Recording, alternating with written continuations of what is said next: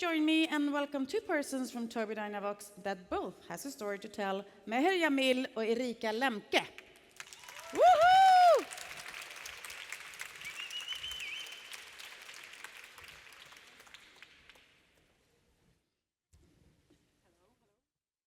Is it on? Oh, all right.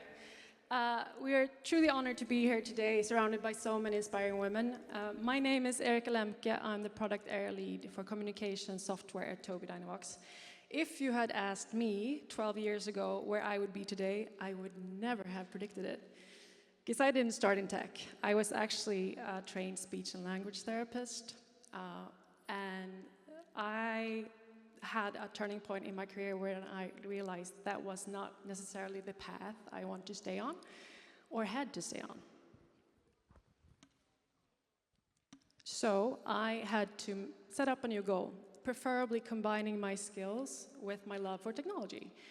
And that's when I took on a role that I wasn't sure that I could actually pull off. I became an ICT pedagogue at Stockholm University. So I was lecturing about assistive technology and helping students with disability to use technology to overcome barriers. And at first, I felt very unqualified. I had this built-in imposter syndrome DJ playing songs constantly in my head over and over again. But then I made a plan. Learn as much as you can, ask a ton of questions, and build that confidence step by step. And I learned one of the biggest things for me in my career, and this is going to seem very basic, but you don't have to know everything from the start. What you need is curiosity and the willingness to grow into a role. So that leap opened up the next door, which was a nationwide project to build a platform for all the universities in Sweden. And at first I was focusing on accessibility. But then as I showed curiosity and took on more responsibility, I was soon asked, can you be a product owner? Can you be a product manager? And each time I said, sure, yeah. And each time I had to pause, set up some new goals, and figure out how do I become successful in this. And it wasn't just like I stumbled into those roles, right? I made a plan to grow into them. And that's how I widen my options, to kind of deliberately preparing myself for the next step without necessarily always knowing what the next step would be. And that project led me to join the IT consultancy firm that built that platform. And this time it was a very flat organization, and I joined as an area lead. No, a delivery lead, all of the lead roles. And all of a sudden, I was working with change management, I was working with innovation, strategy, people management, you name it. And again, I wasn't ready on day one. I need to map out a plan for how I become successful in this.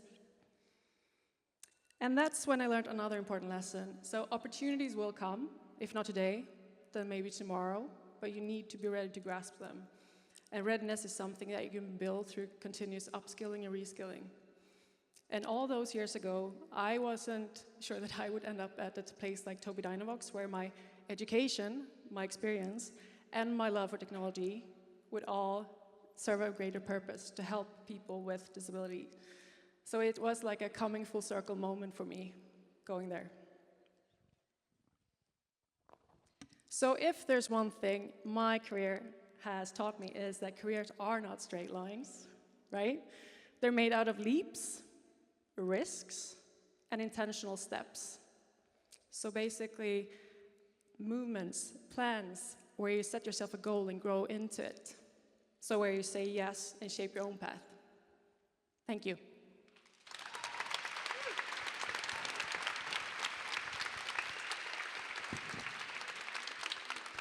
Thank you, Erika. Hello, everyone. My name is Meher. I'm the head of design at Tobii Dynavox. And like Erika said, career paths are not a straight line, and mine definitely wasn't. I started dreaming about music when I was young. Then I tried to become an architect and ended up in tech. 16 years ago, I moved from Pakistan to Sweden to do my master's at Uppsala University. Anyone been to Uppsala University? Yeah. Woo! Yes.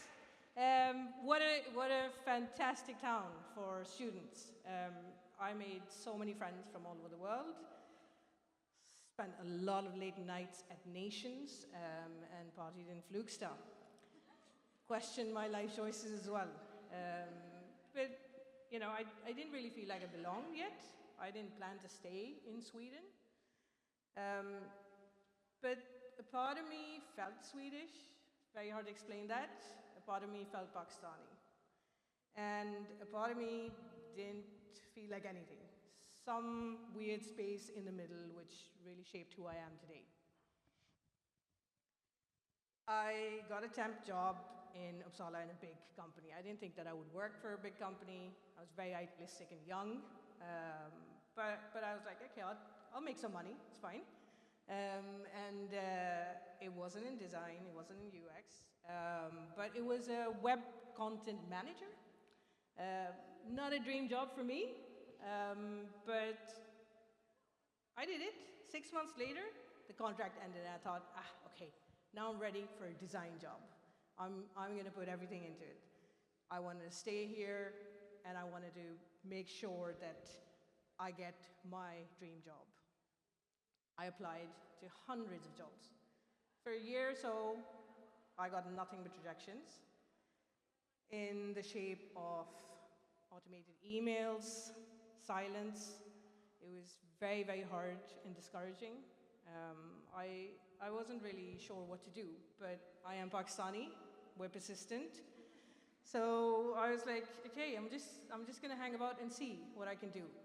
And I ended up getting a call a year or so later, so I was jobless for that long, from my previous manager.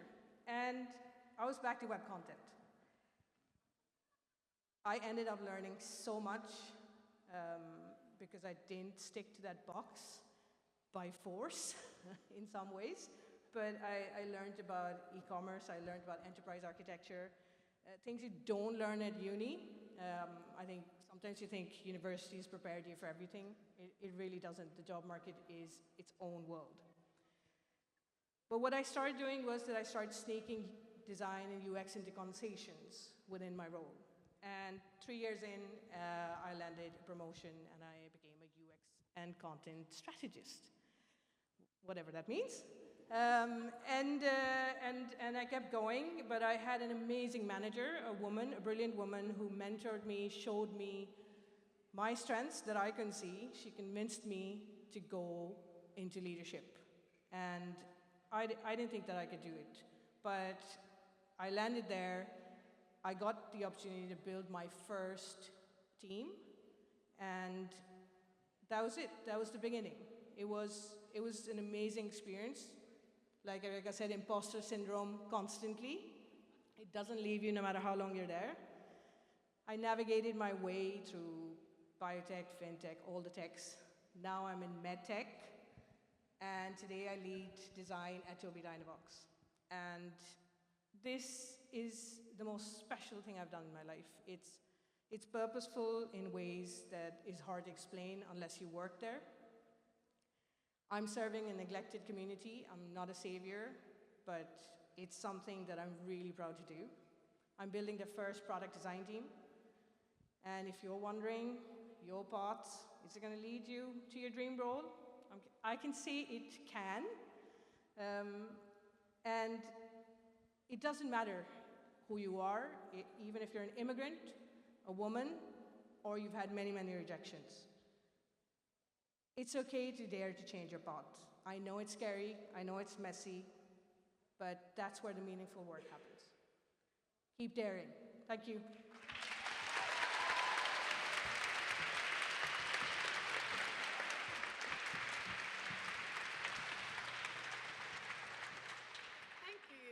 Thank you so much for sharing. These are powerful tools that can shape the way. Thank you so much for sharing that, just to keep you on your toes. Because what you are sharing with us is because I know that there's a lot of recognition in this audience, that it's hard, you get rejections, and you think you have to stay true to what you first planned. And as you said, a lifelong lesson that it actually is not the truth. But Mary, I want to ask you, what is the next thing now that you want to learn?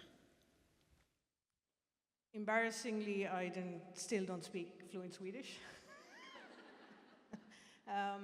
But I would rather learn about natural wine and becoming a sommelier. Fantastic, because that's what life's all about. It's not only a job, right? It's about your personal life as well. Yes. Thank you so much. Erika, Yes. what makes your heart sing when you're at work? This is going to sound cheesy, but it's actually the teamwork. I love being in discussions with people, bringing in different perspectives. Nobody is an island, and I think that is what actually makes work super enjoyable. Fantastic. Thank you so much for sharing your story. Thank you for coming here today on the Saturday. Thank you.